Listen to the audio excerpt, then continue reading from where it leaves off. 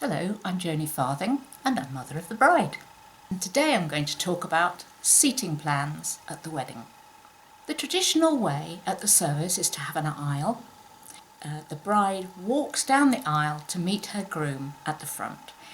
Everybody wants an aisle because that's just such a lovely picture to have in your mind of the day. If you've got an aisle, that means people have to decide where to sit on each side.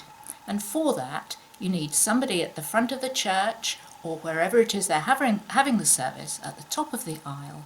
You need somebody who will usher people in and tell them which side to sit on.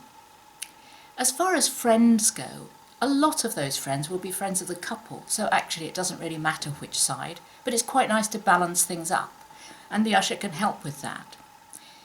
But for parents and family, traditionally, the bride's family takes one side and the groom's family takes another. The mothers of the bride and groom are very much honoured at the service, and they are allowed to come in last. So the mother of the bride comes in absolutely last of all. She walks down the aisle right to the front, and that's where she takes her place. The best place in the house, frankly, right on the corner there, watching her daughter.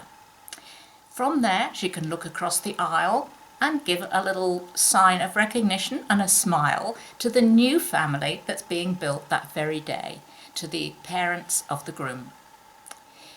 There's only one problem, I think, with that system, and that is it's a long way to walk down that aisle on your own. So I'm certainly going to ask someone to accompany me. Now, if I had a son, I might choose them. I could choose one of my brothers. But in actual fact, I'm asking a family friend. So if you're a mother of the bride, just think about whether you want to walk down the aisle on your own or whether you want somebody to escort you. Once the bride comes in, the father of the bride has to take his place because he's ushered his daughter in. Now, if you're married, that's not a problem. He takes his place next to you. But if you're divorced from the father, as I am, then where does he sit? Well, the tradition is that he sits behind the mother of the bride.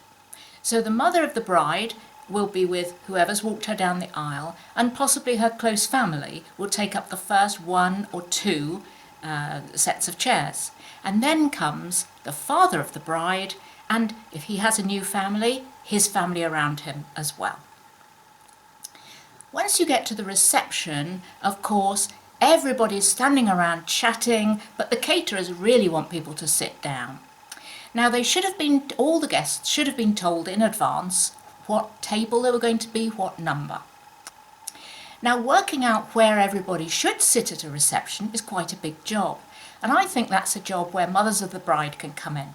Our daughters have got a lot on their plates getting ready for the wedding, and also all the emotions that must be going through their poor hearts and minds before. So we've got to look for ways that we can help. The first thing I'd say about helping with where people sit at the reception is we have to have a good long talk with our daughters first about how they see the layout. So are they going to have that traditional top table with the bride and groom and with their families on each side? That works very well. That's the British way of doing it. And that works very well if everyone gets on great together. But if there are divorced parents or estranged parents, then it's not the easiest thing to do, to be sitting next to someone that you might not have seen for a long time or might not even get on with very well. So most brides in those circumstances, they'll say, we'll either have a sweetheart table, which is just a Mr. and Mrs. table, or they'll go with the American system, which is the bride and groom are flanked by the groomsmen and the bridesmaids. And I think that's a lovely system because all the rest of us are looking at all these lovely young people throughout the reception. And I think that works really well. But whichever way you decide to do it, you have to ask your daughter, well, if I'm not sitting at the top table with you, where would you like me to sit? Would you like me to host a table? Your father to host a table? And the same with the father and mother of the groom. And this is a very common way of doing it. And of course it's possible to put those tables so that the divorced couple or couples sit well away from each other, so there's no worries about or embarrassment during the reception. Now, if you're going to help with the seating plans, you need a really good online planning tool. I'm using something called TopTable, and if you go to my website, imotherofthebride.com, you'll find a post there about how to use that planning tool, but they're all very similar. With the planning tool, it means forget about the big sheet of paper, the pencils, the post-it notes. Frankly, you'll get into such a mess.